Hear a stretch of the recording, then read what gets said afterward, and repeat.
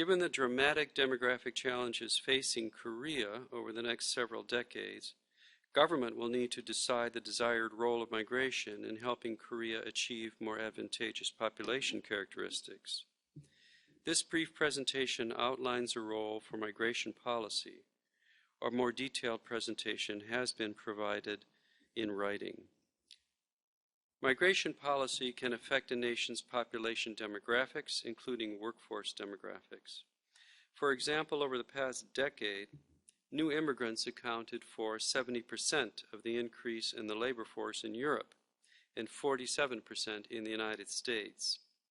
Whether or not and to what extent migration policy affects basic demographic trends and specific effects of problematical demographics depends upon the policies and how they're implemented.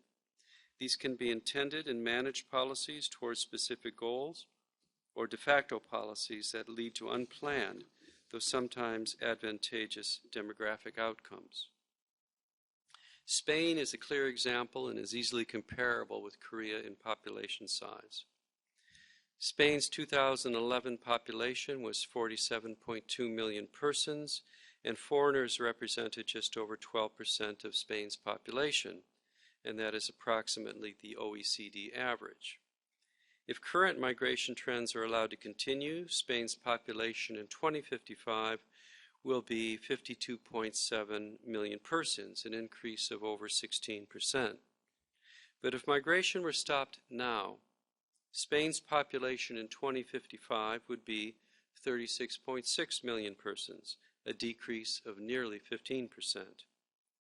In countries like Korea, which don't have ongoing major immigration trends, migration is not likely to be the main factor affecting demographics. However, it is a significant tool to be used alongside other population reinforcement strategies. Korea's migration statistics are well known, and I will not review all the numbers here. I wish to make note, though, of 3 data points of special relevance to this meeting. Korea has very low immigration overall. Korea has an extremely low level of permanent immigration, and Korea's level of ethnic diversity remains quite modest. Each of these trends, if they are allowed to continue through future policies, will limit the ability of Korea to shape migration towards demographic needs.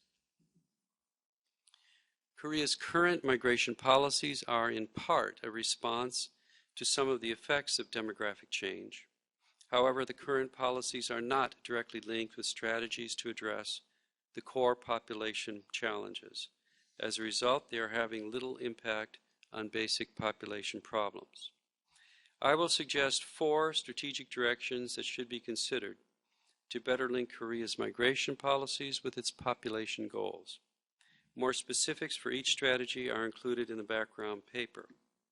Number 1, linking labor migration policies with population goals by providing specific bridges from temporary to permanent status for labor migrants of various skill levels whose family demographic profiles, as well as their workforce skill profiles, are advantageous for Korea.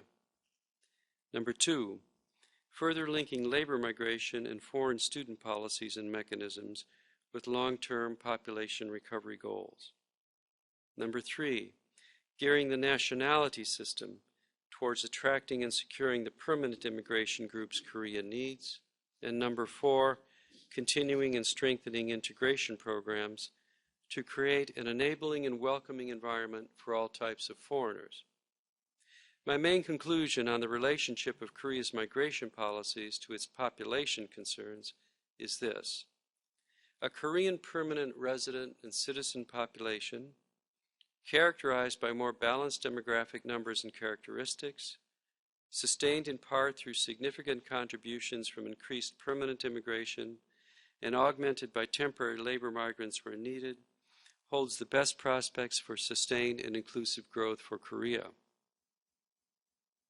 The IOM MRTC was established in 2009 at the request of the government of Korea, in large part to help government address these major migration issues.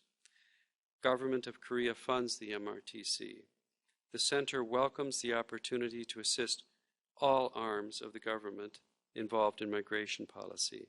I thank you for the opportunity to address this meeting.